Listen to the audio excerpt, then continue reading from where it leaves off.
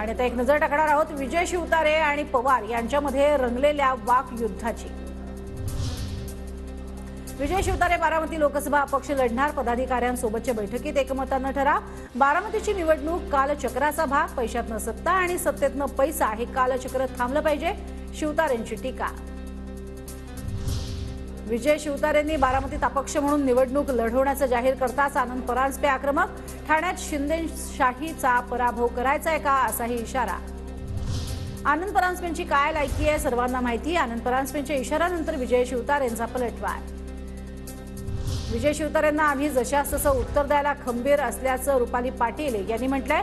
विजय शिवतारेंना अजित पवारांनी सांगून पाडलं, दादांच्या कामाची उंची शिवतारेंपेक्षा मोठी आहे का असं म्हणत शिष्टाचार पाळला नाही तर मुख्यमंत्र्यांनी शिवतारेंवर कारवाई करावी अशी मागणी।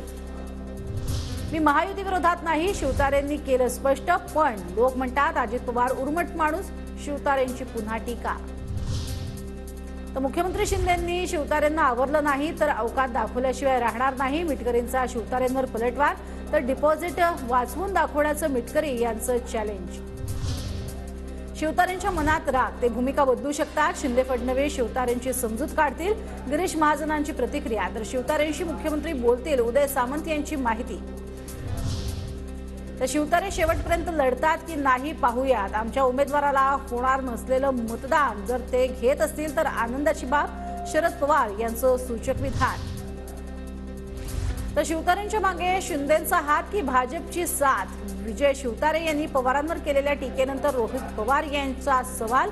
तर शिंदेंनी उद्या दुपारी 2 वाजता त्यांना बोलावलं बैठकीसाठी।